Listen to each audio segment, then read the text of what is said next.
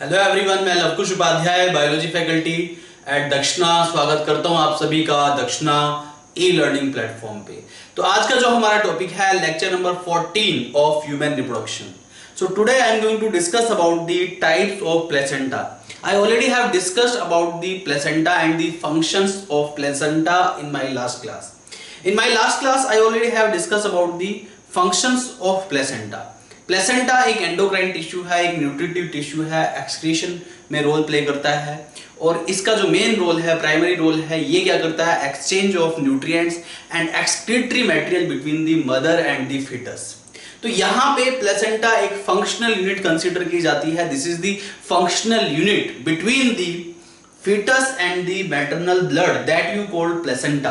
Placenta जो है एक डेवलपिंग एम्ब्रियो को जो है नरिशमेंट प्रोवाइड करने का काम करती है। Is that clear? तो ये कुछ चीजें मैं डिटेल में आपको बता चुका था।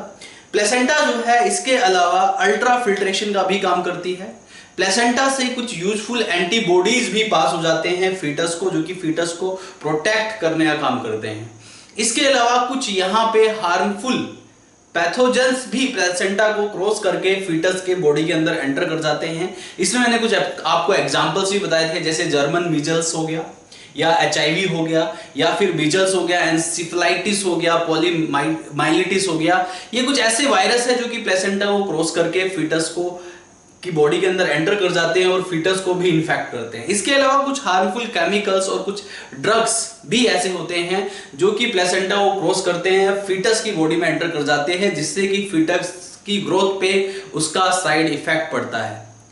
ऐसे हार्मफुल केमिकल्स या ड्रग्स को आप या ऐसा कोई भी एजेंट या कोई भी फैक्टर जिससे कि फीटस के डेवलपमेंट पे इफेक्ट पड़ता है, उसे आप कहते हैं टेरेटोजेंस। So today I am going to discuss about the teratogens. After that I will discuss about the types of placenta also. Are you getting? So I am going to start from the teratogens. तो देखिए please, तो यहां पे बात करते हैं टेरेटोजेंस की। देखिए, अगर बात की जाए टेरेटोजेंस मतलब any agent or factor which cause malformation of embryo. ऐसा कोई भी एजेंट या ऐसा कोई भी फैक्टर जिसकी वजह से एम्ब्रियो की मालफॉर्मेशन होती है, यानी कि एम्ब्रियो का प्रॉपर डेवलपमेंट नहीं हो पाता है, उस एजेंट या फिर उस फैक्टर को आप टेरेटोजन कहते हैं। Are you getting? तो टेरेटोजेंस क्या है? Any agent or factor which cause malformation of embryo, which cause malformation of embryo। ऐसा कोई भी एजेंट या कोई भी फैक्टर जिसकी वजह से एम्ब्रियो की मालफॉर्मेशन होती है, एम्ब्रियो का प्रॉपर तरीके से डेवलपमेंट नहीं हो पाता है, उसे आप टेरेटोजेंस कहते हैं। Are you getting or not? इसका एक बहुत ही बढ़िया एग्जांपल मैं आपको बता रहा हूं।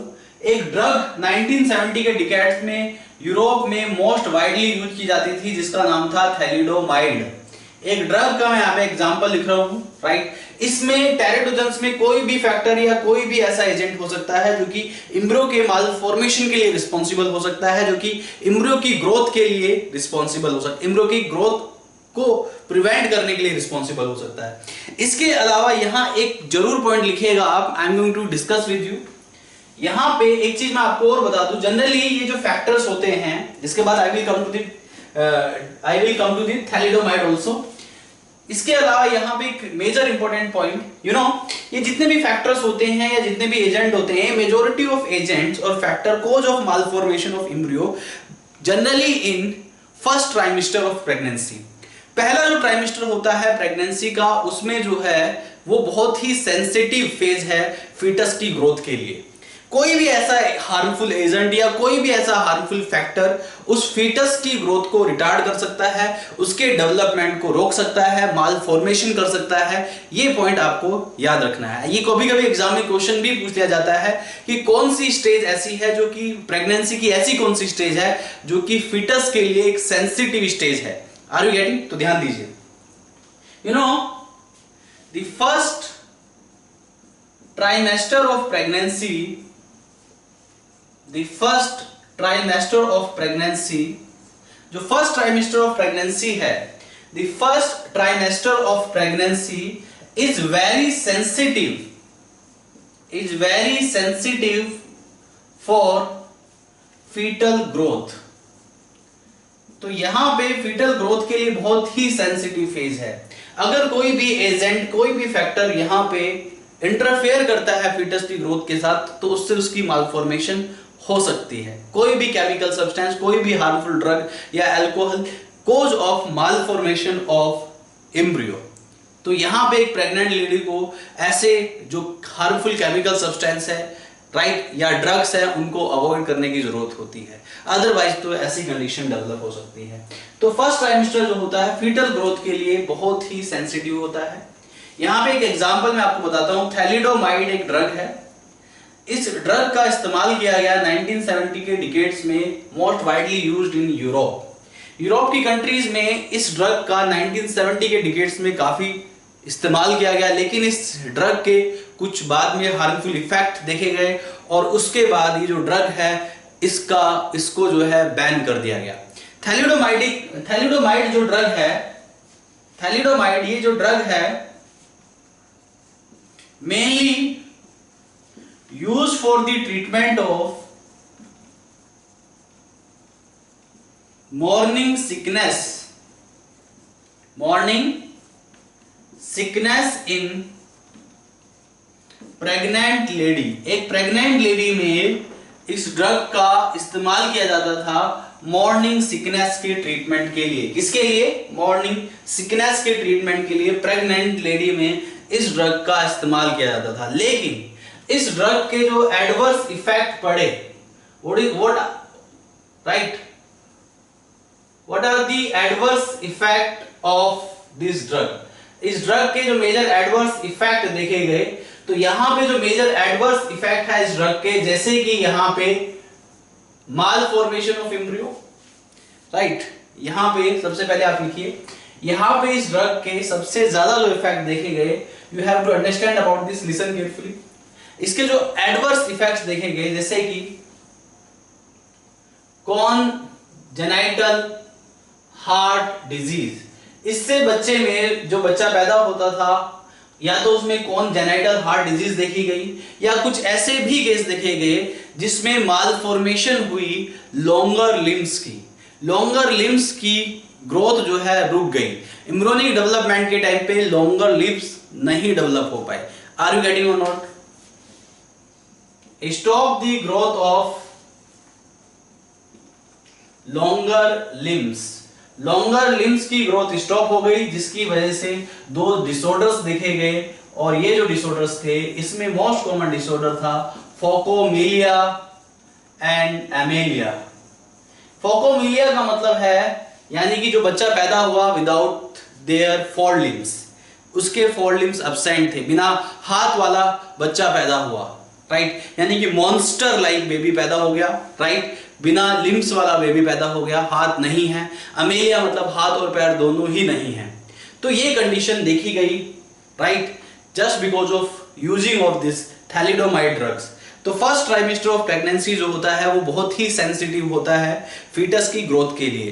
तो उसमें कोई भी हार्मफुल ड्रग या हार्मफुल केमिकल सब्सटेंस का इस्तेमाल नहीं करना चाहिए, टोबैको का इस्तेमाल नहीं करना चाहिए, या अल्कोहल का इस्तेमाल नहीं करना चाहिए, उससे एम्ब्रियो की मालफॉर्मेशन हो जाती है। इसका बेस्ट एग्जांपल है थैलिडोमाइड। इससे कॉन्जेनिटल हार्ट डिजीज जैसी प्रॉब्लम देखी गई, साथ ही साथ फोकोमिलिया एंड एमिलिया जैसे डिसऑर्डर जिसमें हाथ और पैर नहीं होते हैं, बच्चे के हाथ पैर ग्रो नहीं कर पाते हैं inside the during the pregnancy. Is that clear to all of you? तो ये कुछ प्रॉब्लम्स है। तो ये कभी कभी एग्जाम में एग्जाम्पल टेराडोजेंस के बारे में पूछ लिया जाता है। तो टेराडोजेंस कोई भी एजेंट हो सकता है, ये कोई वायरस हो सकता है, कोई बैक्टीरिया हो सकता है, कोई केमिकल ड्रग्स हो सकता है, अल्कोहल हो सकता है, कुछ भी हो सकता है। इसके बाद I am going to discuss about the types of placenta. यहां पे टाइप ऑफ प्लेसेंटा से भी एग्जाम में क्वेश्चन फ्रेम हो जाता है कभी कभी, so you have to understand about the type of placenta also. Now I am going to discuss about the types of placenta. देखिए प्लीज, टाइप्स ऑफ प्लेसेंटा की मैं बात कर रहा हूं यहां पे। सबसे पहले देखिए, ध्यान दीजिए, types of placenta. Listen carefully about the types of placenta. देखिए, next is types of placenta. So first of all I am going to discuss about the types of placenta on the basis of extra embryonic membrane, right. Extra embryonic membrane के base पे type of placenta कितने type की है, placenta कितने types की होती हैं, that I am going to discuss first. Listen carefully, ध्यान दीजिए।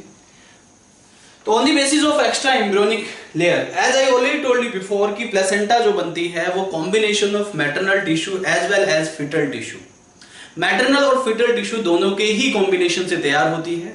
तो फिटल टिश्यू में जनरली जो प्लेसेंटा की फॉर्मेशन में इन्वॉल्व होते हैं वो होती हैं एक्स्ट्रा एम्ब्रियोनिक मेम्ब्रेन। तो उन्हीं एक्स्ट्रा एम्ब्रियोनिक मेम्ब्रेन के हिसाब से यहाँ पे मेनली 3 टाइप्स की प्लेसेंटा देखी जाती है, that I am going to discuss. Listen carefully. तो यहाँ पे सबसे पहले टाइप्स ऑफ प्लेसेंटा की मैं बात कर रहा हूं, यहाँ पे टाइप्स ऑफ प्लेसेंटा। तो इन टाइप्स ऑफ प्लेसेंटा में there on the basis of, सबसे पहले on the basis of extra embryonic membrane, extra embryonic membrane के बेस पे कितने टाइप्स की प्लेसेंटा है ये आपको पता होना चाहिए। तो सबसे पहला, there are 3 types of placenta on the basis of extra embryonic membrane. Number 1 is yolk sac placenta, यानी कि वो प्लेसेंटा जो यॉर्क सैक से डेवलप होती है। Number 2 is chorio vitelline placenta. Number 3 is chorio allantoic placenta. तो यहां पे 3 टाइप्स की प्लेसेंटा देखी जाती है। प्लेसेंटा से क्वेश्चन एग्जाम में फ्रेम होता है, राइट। तो ये आपको जरूर पढ़ना है। तो सबसे पहले मैं यॉर्क सैक प्लेसेंटा की बात करता हूं। अगर यॉर्क सैक प्लेसेंटा की बात करें, यानी कि जो प्लेसेंटा है, अगर मैं यॉर्क सैक प्लेसेंटा की बात करूं तो यहां पे जो टिश्यूज इन्वॉल्व होते हैं in the formation of placenta, वो कौन कौन से टिश्यू है। तो नाम से ही आपको पता चल रहा है यॉर्क सैक, यहां पे यॉर्क सैक इन्वॉल्व होता है प्लेसेंटा फॉर्मेशन में, राइट। तो ये जो यॉर्क सैक प्लेसेंटा है इसमें, राइट, ये कौन कौन से टिश्यू से मिलकर बना होता है, यॉर्क सैक से प्लस यूटेराइन एपिथेलियम। यहां पे 2 मेजर टिश्यू इन्वॉल्व होते हैं इस प्लेसेंटा को बनाने के लिए, यूटेराइन एपिथेलियम और दूसरा yolk sac.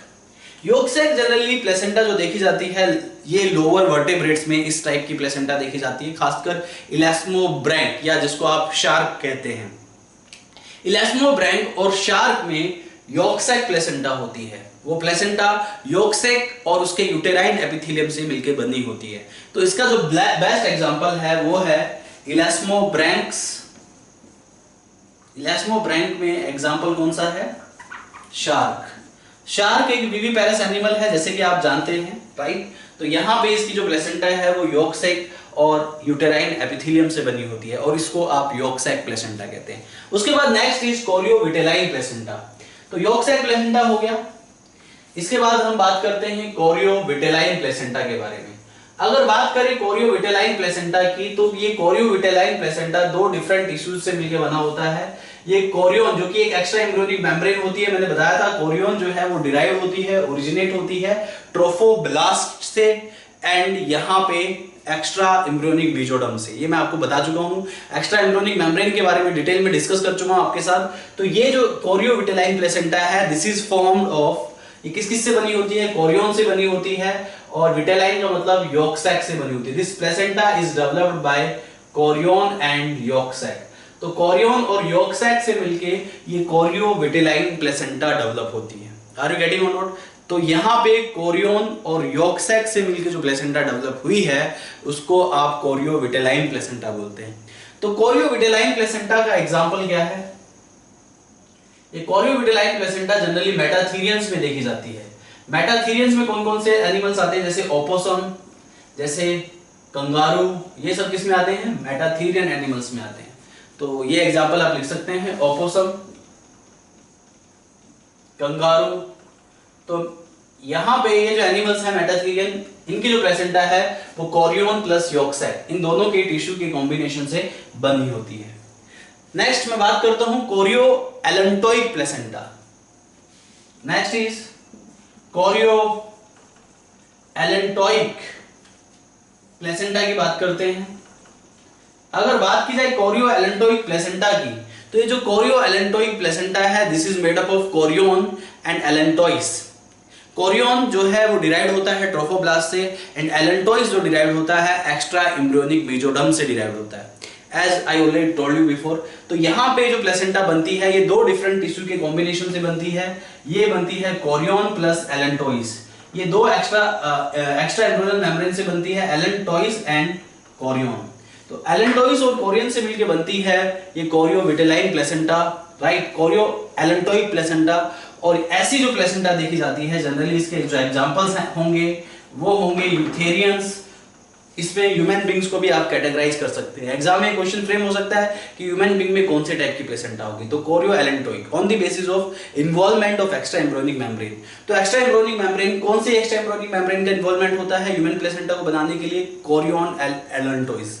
Is that clear to all of you? तो ये क्वेश्चन एग्जाम में फ्रेम हो सकता है। तो there are 3 types of placenta on the basis of involvement of extra embryonic membrane. तो सबसे पहली जो है योक-सैक प्लेसेंटा है। योक-सैक प्लेसेंटा जो है वो बनी होती है योक-सैक प्लस यूटेराइन एपिथेलियम से, राइट। ये जनरली इलास्मोब्रैंक्स और शार्क में प्रेजेंट होती है। वहीं जो दूसरी है वो है कोरियोविटेलाइन placenta, right.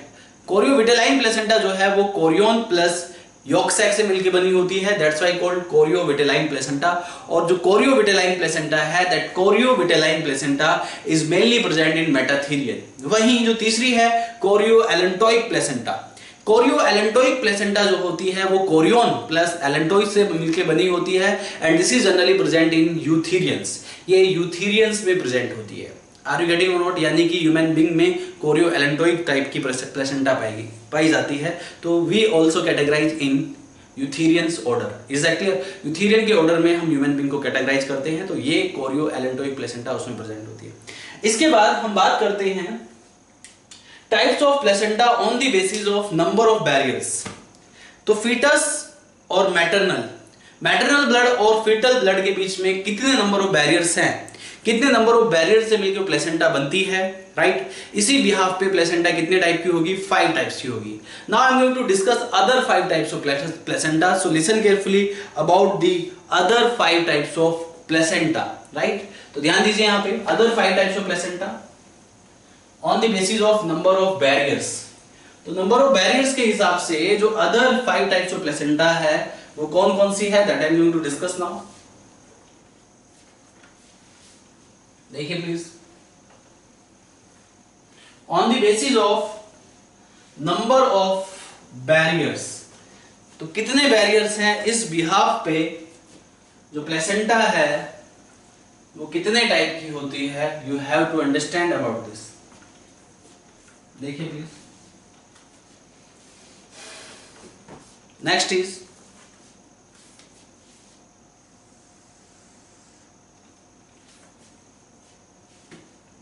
on the basis of number of barriers।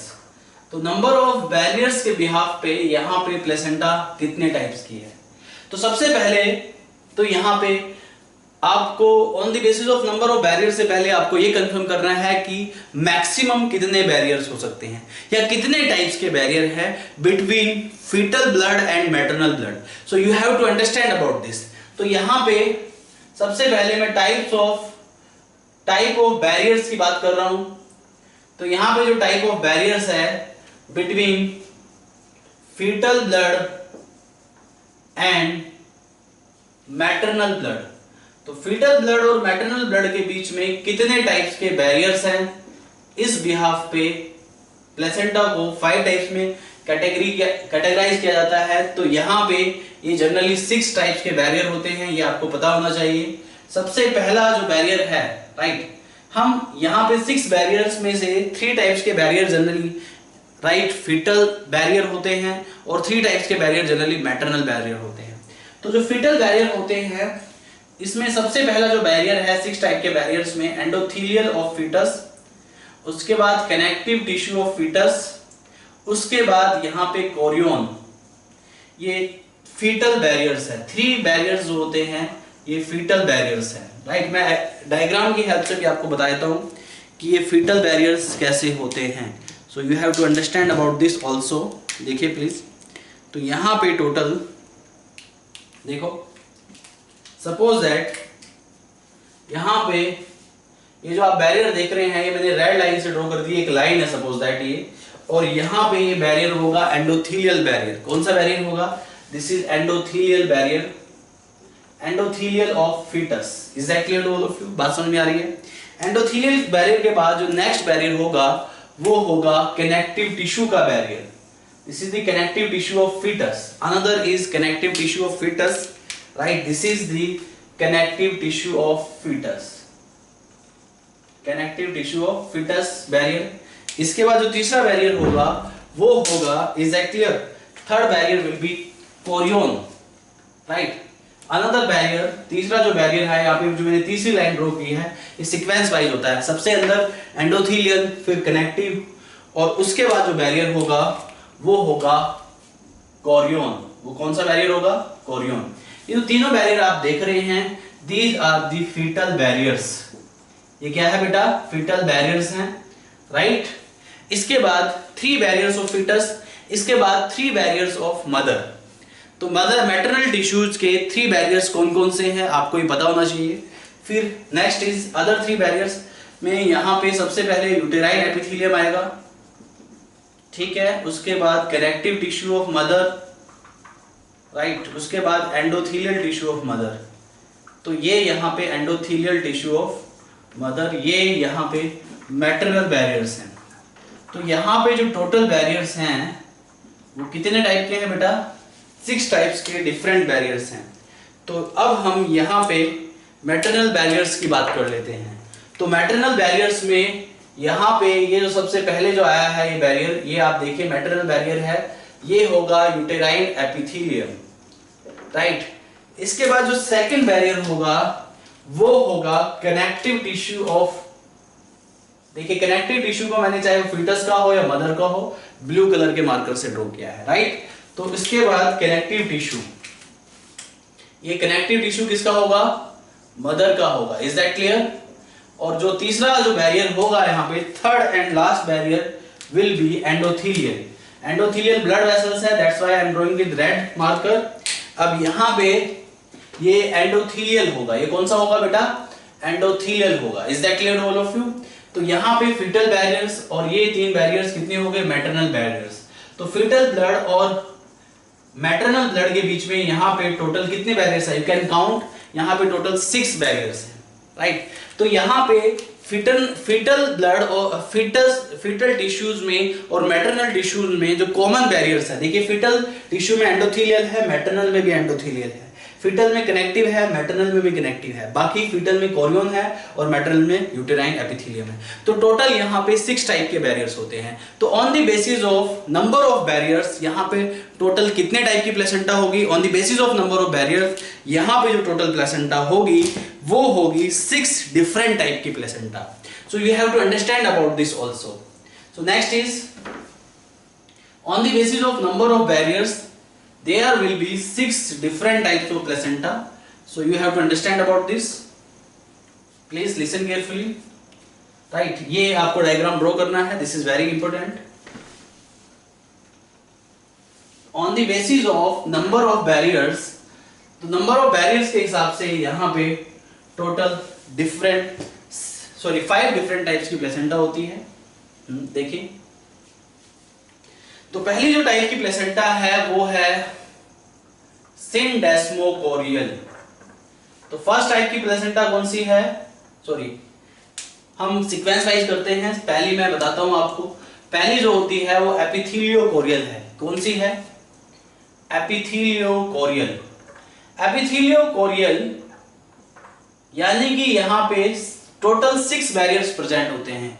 यहाँ पे मैटरनल बैरियर्स में यूटेराइन एपिथेलियम तक होता है, यानी कि मैटरनल का एंडोथीलियम भी है, कनेक्टिव भी है, एपिथेलियल भी है। और फीटल बैरियर में कोरियन यानी कि कोरियन तक होता है, एंडोथीलियल भी है, कनेक्टिव भी है और कोरियन भी है।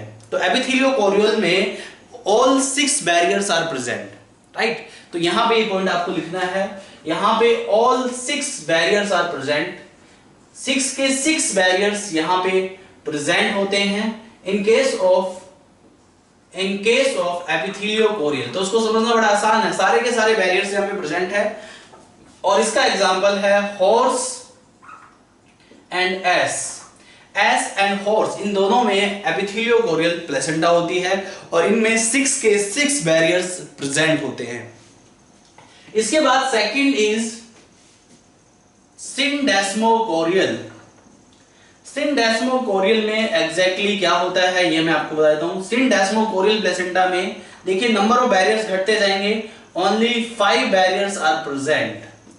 यहां पे 5 बैरियर्स जो होते हैं वो प्रेजेंट होते हैं। तो यहां पे कौन सा बैरियर गया, यहां पे बैरियर कौन सा गया, यहां पे इन मेजॉरिटी टाइप ऑफ प्लेसेंटा जो बैरियर्स कम होते हैं वो मैटरनल बैरियर्स कम होते हैं।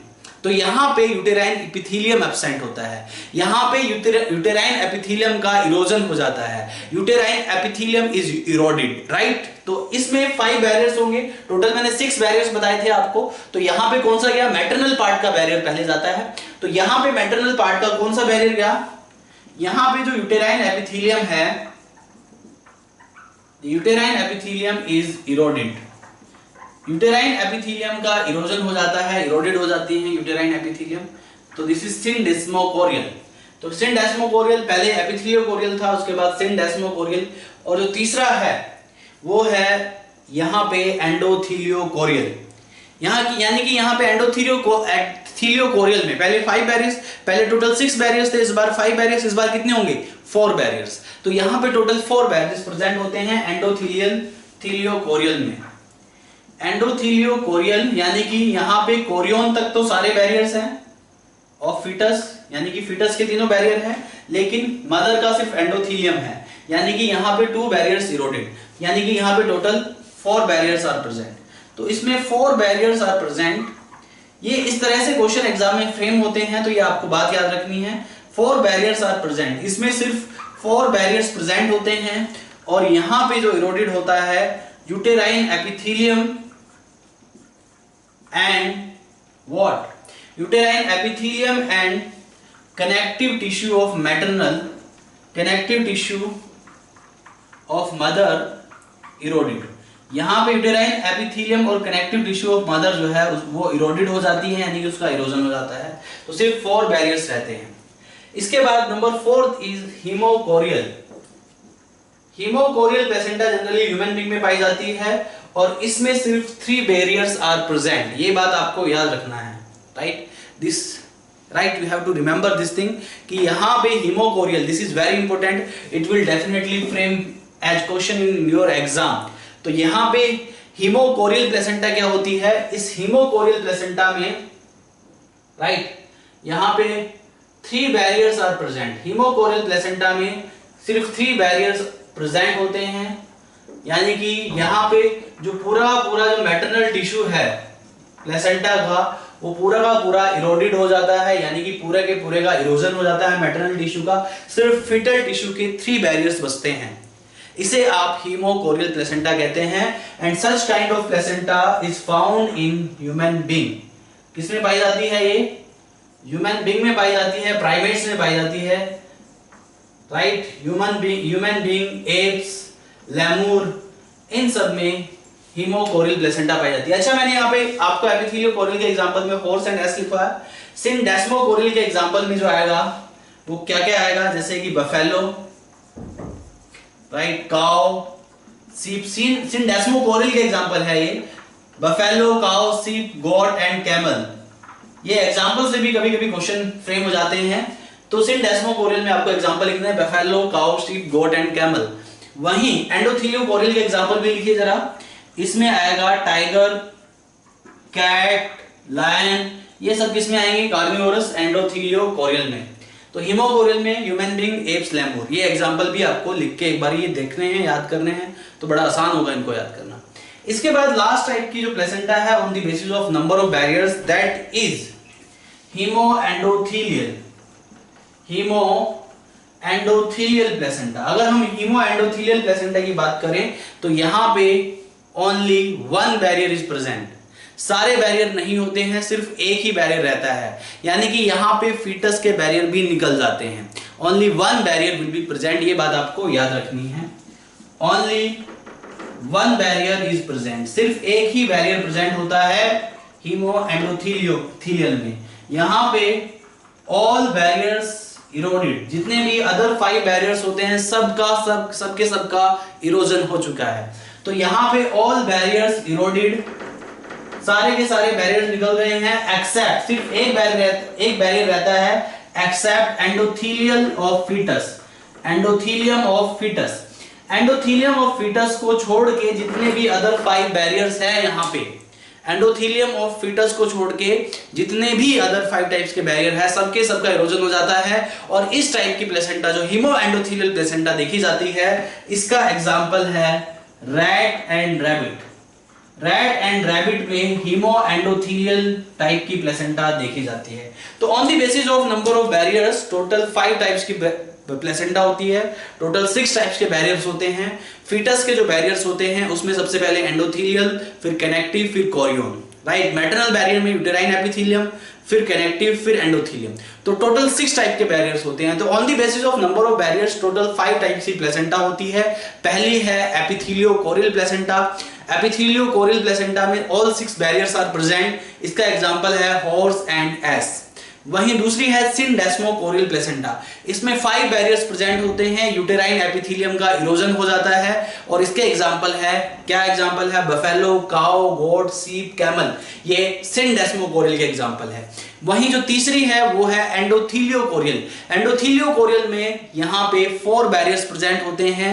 मैटरनल जो यूटेराइन एपिथेलियम है वो एब्सेंट होता है और मैटरनल कनेक्टिव टिश्यू एब्सेंट हो जाता है, वो दोनों का इरोजन हो जाता है। सिर्फ 4 बैरियर्स बचते हैं, सिनडेस्मोकोरियल आप इसको बोलते हैं, राइट। और ये जो एंडोथेलियोकोरियल आप इसको बोलते हैं, ये जो प्रेजेंट होती है tiger, lion and cat.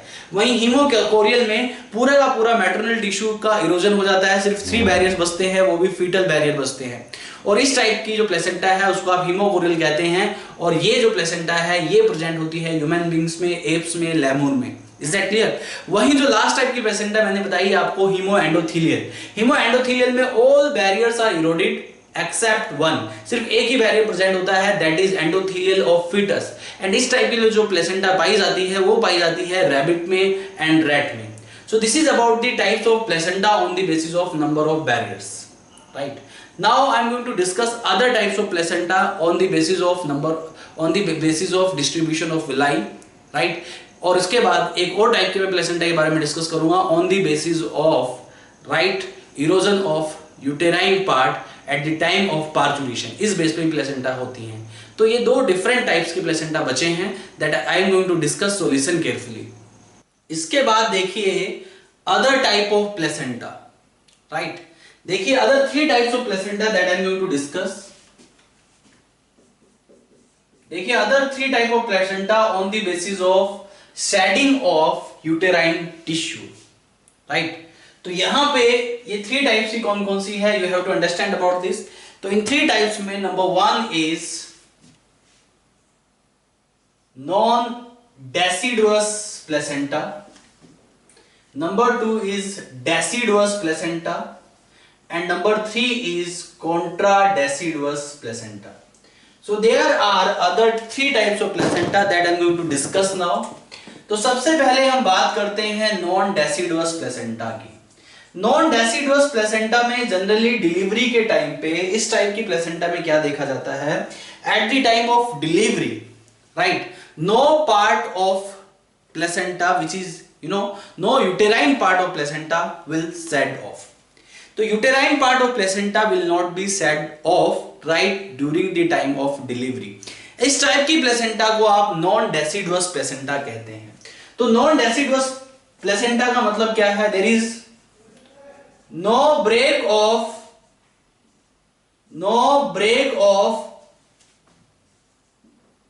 Uterine part of placenta at the time of delivery. Delivery के टाइम पे uterine part of placenta break नहीं होता है, ये बात आपको याद रखनी है। तो no breaks of uterine part of placenta, right, at the time of delivery, is that clear? तो यहां पे यूटेराइन पार्ट प्लेसेंटा का ब्रेक नहीं होता है, it will not break of, uterine part of placenta will not break off. और इसका best example है हॉर्स एंड एस। वहीं डेसिडुअस प्लेसेंटा की हम बात करते हैं। डेसिडुअस प्लेसेंटा में जो यूटेराइन पार्ट होता है प्लेसेंटा का, उसको डेसिडुआ बोलते हैं। I already have discuss about the decidua before. Decidua basalis, decidua parietalis and decidua capsularis, ये 3 टाइप के डेसिडुआ के बारे में पहले भी डिस्कस कर चुका हूं। तो यहां पे जो डेसिडुआ है जो कि यूटेराइन पार्ट ऑफ प्लेसेंटा है, इट विल ब्रेक ऑफ। अगर uterine part of placenta break off नहीं होता है तो उसको नॉन डेसिडुअस बोलते हैं, लेकिन अगर uterine part of placenta will break off, इसको डेसिडुअस बोलते हैं। तो यहां पे uterine part of placenta break off, तो यहां पे uterine part of placenta break off हो जाता है and such kind of placenta is found in majority of mammals. तो मेजॉरिटी ऑफ मैमल्स में, इवन ह्यूमन बीइंग में भी डेसिडुअस प्लेसेंटा पाई जाती है।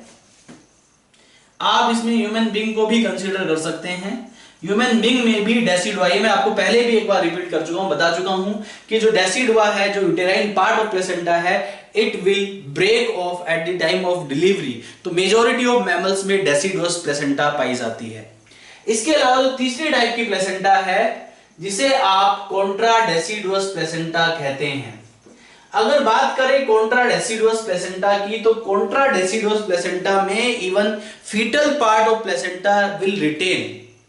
यहां पे फीटल पार्ट ऑफ प्लेसेंटा भी रह जाता है and that is absorbed by the uterus, right? Are you getting or not? तो in this case fetal part of placenta retain, fetal part of placenta retain, इसमें fetal part of placenta रह जाता है and that fetal part of placenta, this fetal part absorbed by uterus, absorbed by uterus, uterus इसको absorb कर लेता है। ये बात आपको याद रखनी है। तो कॉन्ट्रा डेसिडुअस में fetal part of placenta भी रिटेन रह जाता है और इसका एग्जांपल है टेल्पा एंड पैरामील्स। टेल्पा एंड पैरामील्स ये दो एनिमल्स हैं जिनमें की कॉन्ट्रा डेसिडुअस प्लेसेंटा पाई जाती है। So there are 3 major types of placenta on the basis of uterine portion, uterine portion के बेस पे। तो यहां पे जो नॉन डेसिडुअस प्लेसेंटा है उसमें प्लेसेंटा का यूटेराइन पोर्शन ब्रेक नहीं होता है। ऐसी प्लेसेंटा हॉर्स एंड एस में पाई जाती है। वहीं जो दूसरी प्लेसेंटा है जिसको आप डेसिडुअस प्लेसेंटा बोलते हैं, डेसिडुअस प्लेसेंटा में जो यूटेराइन पोर्शन है, राइट, प्लेसेंटा का, वो ब्रेक हो जाता है, break of uterine portion of placenta, and this is found in majority of mammals. वहीं जो तीसरी है वो है कॉन्ट्रा डेसिडुअस प्लेसेंटा। जो कॉन्ट्रा डेसिडुअस प्लेसेंटा है, even fetal part will retain inside the uterus and that will be absorbed by the uterus, that you will call contra deciduous placenta। इसमें आता है टेल्पा and पैरामील्स। Is that clear to all of you? तो यहां पे ये 3 different type की placenta है। Are you getting or not? And these 3 different type of placenta, right? ये यहां पे 3 different types of placenta है। इसके बाद I am going to discuss about the types of placenta on the basis of distribution of villi। आपने पढ़ा होगा Korean, Korean में कोरियोनिक वेलाई होती है। अब उन वेलाई का डिस्ट्रीब्यूशन कैसे होता है उस बिहाफ पे भी आप प्लेसेंटा को डिवाइड करते हैं। So now I am going to discuss about the type of placenta on the basis of distribution of villi. So listen carefully about this. तो next is types of placenta on the basis of distribution of villi. देखिए please ध्यान दीजिए। Types of placenta on the basis of distribution of villi. Listen carefully. So another one is type of placenta on the basis of distribution of villi. देखिए please.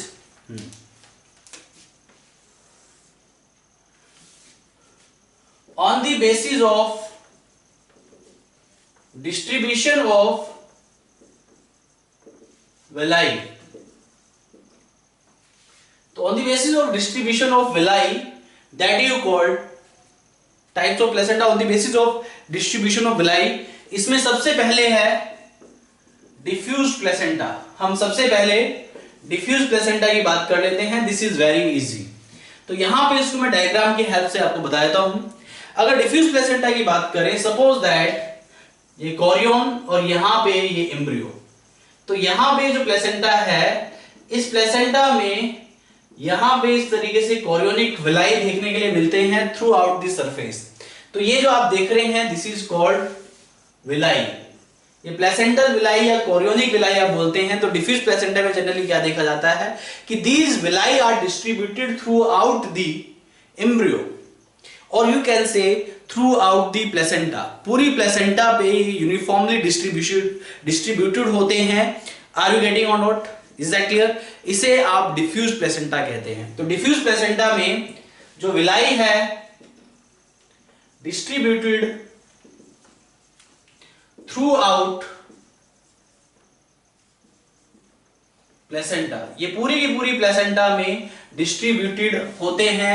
इसे आप diffuse placenta कहते हैं और इसका एग्जांपल है हॉर्स एंड पिग। दूसरा जो एग्जांपल है वो है, ये डिफ्यूज प्लेसेंटा हो गया। दूसरा एग्जांपल है यहां पे right cotyledonary placenta. Another is cotyledonary placenta. Cotyledonary placenta थोड़ा डिफरेंट टाइप की होती है। तो कोटिलेडनरी प्लेसेंटा, ये जो मैंने थ्रू आउट दी प्लेसेंटा यहां पे यूनिफॉर्म डिस्ट्रीब्यूशन है विलाई का, इसको आप कहते हैं diffuse placenta. Right, this is diffuse placenta. ऐसी एक दूसरी होती है जिसको आप बोलते हैं कोटिलेडनरी प्लेसेंटा। कोटिलेडनरी प्लेसेंटा में suppose that this is embryo और यहां पे ये है प्लेसेंटा। इस प्लेसेंटा में एग्जैक्टली क्या होगा कि जो विलाई होंगे वो प्रेजेंट होंगे इन दी टफ्ट। देखिए एक जगह काफी सारे विलाई नजर आ रहे हैं, तो इसको आप टफ्ट ऑफ विलाई बोलते हैं। क्या बोलते हैं? Tuft of villi. This is tuft of villi, uniformly आप डिस्ट्रीब्यूटेड कर सकते हैं।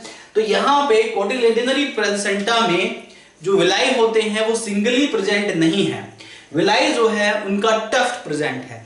तो कोटिलेडनरी प्लेसेंटा में tuft of villi are present. Is that clear to all of you? तो in this case tufts of villi are present. तो यहां पे टफ्ट्स ऑफ विलाई जो होते हैं वो प्रेजेंट होते हैं in case of cotyledonary placenta. तो यहां पे टफ्ट ऑफ विलाई आप देख रहे हैं, इसको आप कोटिलेडनरी प्लेसेंटा बोलते हैं। What is it? इसे आप कोटिलेडनरी प्लेसेंटा कहेंगे, जिसमें टफ्ट्स ऑफ विलाई देखे जाते हैं। इसका जो एग्जांपल है वो है काउ, बफेलो, सीप, गोट। ये सब किसके एग्जाम्पल है? ये कोटिलेडनरी प्लेसेंटा के एग्जाम्पल है। इसके बाद जो तीसरी प्लेसेंटा है वो है इंटरमीडिएट प्लेसेंटा। ये डायग्राम के साथ अगर आप बनाएंगे तो आपको आसान होगा याद करने में। इंटरमीडिएट का मतलब ये है कि यहाँ पे विलाई सिंगली भी प्रेजेंट होते हैं, इसके अलावा टफ्ट भी प्रेजेंट होते हैं। यहाँ पे बस आप टफ्ट देख रहे हैं in case of cotyledonary placenta. Diffuse placenta में सिर्फ आप विलाई सिंगली प्रेजेंट देख रहे हैं। लेकिन यहां पे जो इंटरमीडिएट प्लेसेंटा है, अगर मैं इंटरमीडिएट प्लेसेंटा की बात करूं तो इंटरमीडिएट प्लेसेंटा पे कहीं कहीं सिंगली भी प्रेजेंट होते हैं और कहीं कहीं टफ्ट में भी प्रेजेंट होते हैं। तो यहां पे सिंगली भी प्रेजेंट है और कहीं कहीं टफ्ट भी प्रेजेंट है। Is that clear? तो देखिए कहीं कहीं पे टफ्ट आपको नजर आ रहा है, कहीं कहीं पे सिंगली नजर आ रहे हैं। एक चीज और, यहाँ पे जो टफ्ट अटैच होते हैं एक कोरस्पॉन्डिंग एरिया से अटैच होते हैं। इस कोरस्पॉन्डिंग एरिया को कैरेंकल कहते हैं आप, कैरेंकल। ये बात भी आपको याद रखनी है। जहां पे टफ्ट आप देख रहे हैं, ये टफ्ट एक कोरस्पॉन्डिंग एरिया के साथ अटैच है, इसको आप कैरेंकल कहते हैं। वहीं next is intermediate placenta. Intermediate placenta में टफ्ट भी प्रेजेंट है और यहां पे ये सिंगल विलाई भी प्रेजेंट है। Is that clear all of you? तो यहां पे in this case tuft and single villi distributed. यहां पे टफ्ट और सिंगल विलाई दोनों ही डिस्ट्रीब्यूटेड है और इसका एग्जांपल है यहां पे कैमल एंड जिराफ। ये एग्जांपल बहुत ही इंपॉर्टेंट है, एग्जाम में पूछे जाते हैं। और यहां पे इंटरमीडिएट प्लेसेंटा एग्जांपल है कैमल एंड जिराफ। ये बात आपको याद रखनी है। तो इसका एग्जांपल क्या है बेटा? Camel and giraffe. Is that clear? यहां पे ये एम्ब्रियो और ये यहां पे एम्ब्रियो और ये यहां पे प्लेसेंटा। Is that clear? तो ये कौन सी प्लेसेंटा है लिखिएगा इसको। This is intermediate placenta. इसे आप इंटरमीडिएट प्लेसेंटा कहते हैं बेटा। Is that clear to all of you? तो ये 3 टाइप्स की प्लेसेंटा, और भी अदर टाइप्स की हैं यहाँ पे, डिस्कॉइडल है, मेटा डिस्कॉइडल है, जोनरी है, other 3 types are also there. Now I am going to discuss about that. तो इसको आप लिख लीजिएगा, डायग्राम ड्रॉ कीजिएगा और ये पॉइंट्स भी लिखिएगा, राइट। अब हम देखते हैं नेक्स्ट इज जोनरी प्लेसेंटा। तो अगला क्या है हमारा, जोनरी प्लेसेंटा की मैं बात कर रहा हूं। Next is zonary placenta that I am going to discuss now. देखिए please,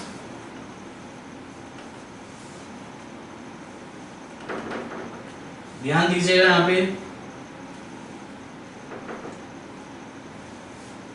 next is zonary placenta.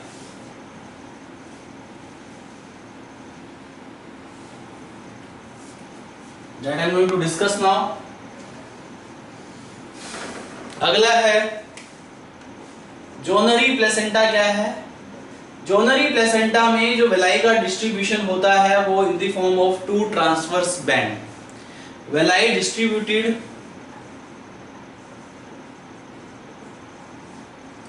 In the form of 2 transverse band. यहां पे 2 ट्रांसवर्स बैंड देखे जाते हैं, राइट। इसे जोनरी प्लेसेंटा कहते हैं। Suppose that this is embryo. अब यहाँ पे ये एम्ब्रियो है। अब एम्ब्रियो की बॉडी पे इस तरीके से यहाँ पे ट्रांसवर्स बैंड है और इन ट्रांसवर्स बैंड में विलाई का डिस्ट्रीब्यूशन है। देख रहे हैं आप, ये ट्रांसवर्स बैंड है एम्ब्रियो पे। पूरे थ्रू आउट एम्ब्रियो प्लेसेंटा नहीं होती है, बस एक ट्रांसवर्स बैंड की फॉर्म में है, राइट। Is that clear? और उस पे डिस्ट्रीब्यूटेड है विलाई, राइट। तो यहाँ पे इसको आप जोनरी प्लेसेंटा कहते हैं। और जो जोनरी प्लेसेंटा है, दिस प्लेसेंटा इज प्रेजेंट, इसके जो एग्जांपल है वो है टाइगर, कैट, लायन, ये सब इसके एग्जांपल है जोनरी प्लेसेंटा के। इसके बाद हम बात करते हैं डिस्कॉइडल प्लेसेंटा। डिस्कॉइडल प्लेसेंटा में क्या होता है कि इस टाइप की प्लेसेंटा में जो विलाई है, villi are confined to a disc. एक डिस्क शेप में ही कन्फाइंड होकर रह जाती है, यूनिफॉर्मली डिस्ट्रीब्यूटेड नहीं होती, थ्रू आउट डिस्ट्रीब्यूटेड नहीं होती इन केस ऑफ डिस्कॉइडल प्लेसेंटा। तो डिस्कॉइडल प्लेसेंटा, ये यहाँ पे मैंने डिस्कॉइडल प्लेसेंटा ड्रॉ कर दी। ये यहाँ पे एम्ब्रियो है और यहाँ पे जो विलाई है वो सिर्फ एक डिस्क लाइक एरिया पे रह गई। सिर्फ यहाँ पे एक डिस्क पे ही विलाई है, बाकी विलाई कहीं नहीं है। तो ये यहाँ पे डिस्कॉइडल प्लेसेंटा होगी। This is what, discoidal placenta. तो डिस्कॉइडल प्लेसेंटा में क्या है, यहाँ पे विलाई जो है, villi arrange in a disc like region. सिर्फ एक डिस्क लाइक रीजन में ही विलाई अरेंज होके रह जाती है। और इसका एग्जांपल है रैट एंड रैबिट। ये इसका एग्जांपल है कि विलाई जो है सिर्फ एक डिस्क पे ही अरेंज होके रह गई। इसको आप डिस्कॉइडल प्लेसेंटा कहते हैं। ऐसे ही एक अनदर एग्जांपल जिसको आप बोलते हैं, ये नंबर 4 था, ये नंबर 5 था। एक ऐसे ही नंबर 6 जिसको मैं बता रहा हूँ, नंबर 6 की मैं बात कर रहा हूँ, जिसको आप कहते हैं metadiscoidal. Metadiscoidal placenta. तो next is metadiscoidal placenta.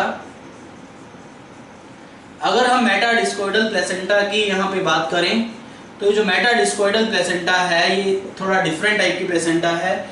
इसमें अर्लियर इनिशियली इसमें जो विलाई है ये पूरी बॉडी पे यानी कि पूरी प्लेसेंटा में यूनिफॉर्मली डिस्ट्रीब्यूटेड होते हैं, लेकिन बाद में जो विलाई है ये एक डिस्क में कन्फाइंड होकर रह जाते हैं लाइक डिस्कॉइडल।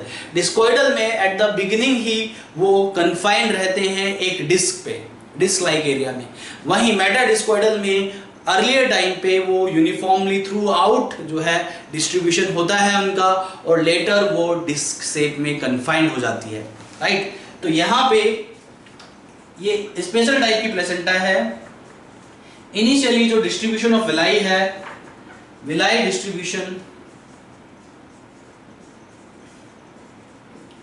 थ्रू आउट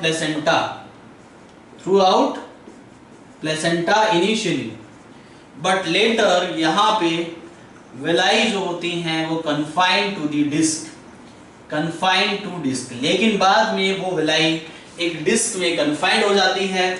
ऐसी प्लेसेंटा को मेटा डिस्कॉइडल प्लेसेंटा कहते हैं। इसका एग्जांपल है ह्यूमन बीइंग। ह्यूमन बीइंग में पहले कोरियोनिक विलाई पूरे सरफेस पे होती है, लेकिन बाद में वो डिस्क रीजन में ही कन्फाइंड होकर रह जाती है।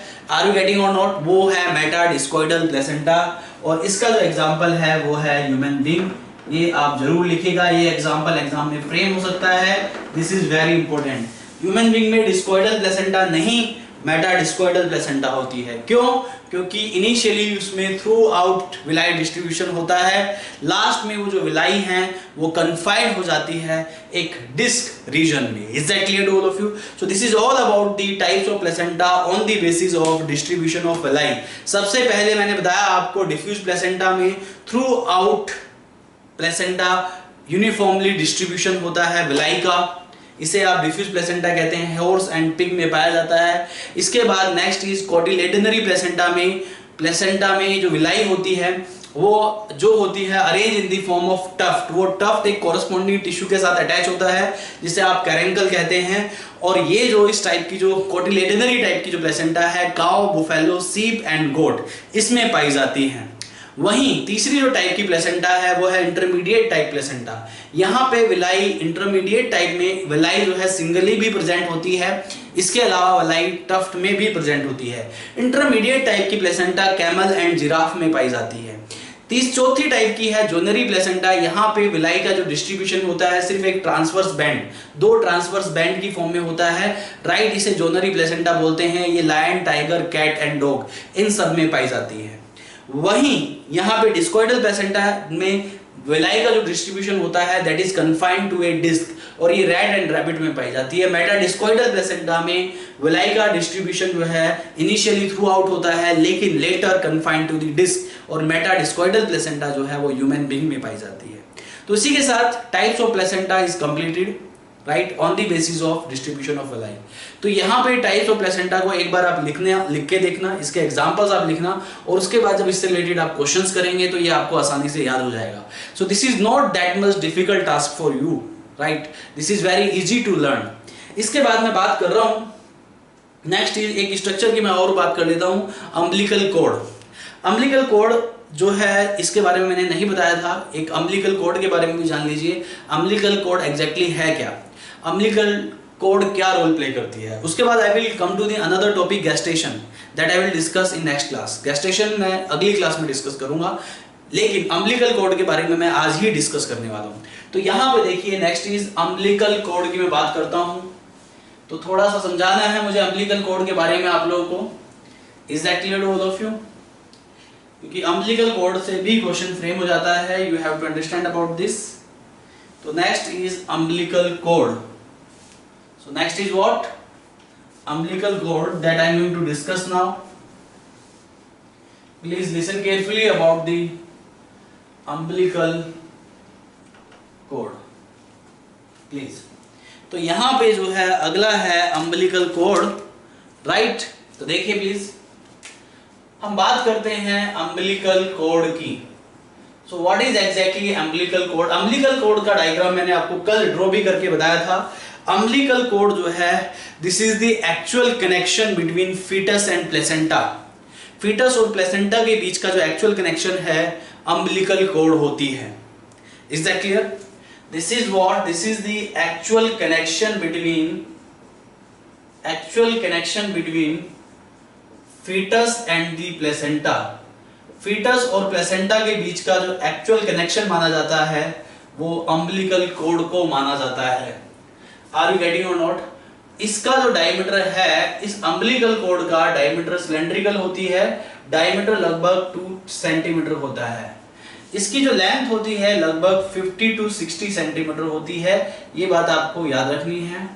अम्बिलिकल कॉर्ड में जनरली क्या देखा जाता है, इन अम्बिलिकल कॉर्ड के स्ट्रक्चर में 2 आर्टरीज होती हैं, राइट, और एक वेन होती है। देखिए यहाँ पे जनरली अगर हम बात करें बॉडी की, हमारी बॉडी में आर्टरीज ऑक्सीजनेटेड ब्लड को कैरी करती है एक्सेप्ट पल्मोनरी आर्टरी, राइट, और वेन जो है वो डीऑक्सीजनेटेड ब्लड को कैरी करती है एक्सेप्ट पल्मोनरी वेन। यह आपने पढ़ा होगा 11th क्लास में। यहाँ पे अम्बिलिकल कॉर्ड में भी क्या है कि आर्टरी जो है वो डीऑक्सीजनेटेड ब्लड को कैरी करती है फीटस से मदर को, और वेन जो है वो ऑक्सीजनेटेड ब्लड को कैरी करती है मदर से फीटस को। तो हम यहाँ पे अम्बिलिकल आर्टरीज की बात कर लेते हैं। तो मैंने बताया अम्बिलिकल कॉर्ड में 2 आर्टरीज होती हैं और एक वेन होती है। तो यहाँ पे हम अम्बिलिकल आर्टरीज की बात करते हैं। ये जो अम्बिलिकल आर्टरीज है ये कैरी करती है deoxygenated blood. Generally arteries oxygenated blood carry करती है, लेकिन umbilical artery oxygenated blood carry करती है, carry deoxygenated blood from fetus to mother. Fetus से मदर को वो डीऑक्सीजनेटेड ब्लड सप्लाई करती हैं ये 2 अम्बिलिकल आर्टरीज। कभी कभी right you know in every 200 newborn 1 baby right having 1 artery. किसी में आउट ऑफ 200 में से किसी एक बच्चे में, 200 में से एक बच्चे में, कहीं पे आउट ऑफ 200 में से किसी एक बच्चे में ऐसा देखा जाता है कि वहां पे एक ही आर्टरी होती है। एज जनरल यहाँ पे 2 आर्टरीज होती है, लेकिन किसी चाइल्ड में सिर्फ एक ही आर्टरी देखी जाती है। ऐसे चाइल्ड को जनरली कार्डियोवैस्कुलर डिफेक्ट्स डेवलप हो जाते हैं। ये बात आपको याद रखनी है। 1 out of 200 newborn only having 1 umbilical artery. If 1 umbilical artery will be there, that results to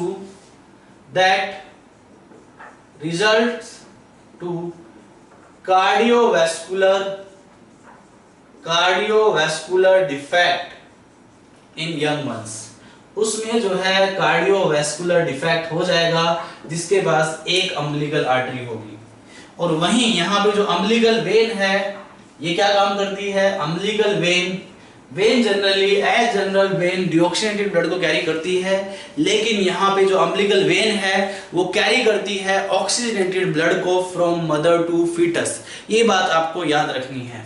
तो अम्बिलिकल वेन राइट, यहाँ पे एक अम्बिलिकल वेन होती है और ये क्या करती है?